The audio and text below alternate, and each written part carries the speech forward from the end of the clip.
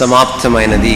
నిజానికి అది మాట పలుకు కాదు, అది విజయానికి సంబంధించిన, గెలుపుకి సంబంధించిన కేక.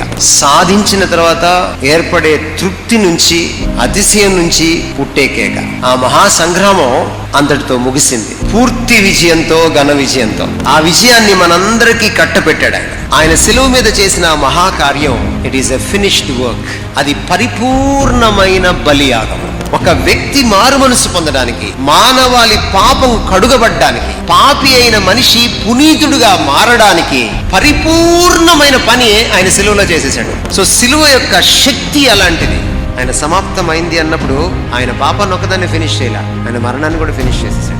యేసు ప్రభు చనిపోయినప్పుడు పాపం చనిపోయింది, మరణం చనిపోయింది, నా పాత జీవితం చనిపోయింది. అందుకని అది గెలుపు కేక. అందుకని ఈరోజు విశ్వాసి పాపానికి భయపడాల్సిన పని లేదు, లోబడాల్సిన పని లేదు, మరణానికి భయపడాల్సిన పని లేదు. యేసు క్రీస్తు వారు ఇట్ ఈస్ ఫినిష్డ్, సమాప్తమైంది అన్నప్పుడు పాపం ఒకటే ఫినిష్ అవ్వలేదు, మరణం ఒకటే ఫినిష్ అవ్వలేదు, అపవాది పని కూడా ఫినిష్ అయిపోయింది. Is finished.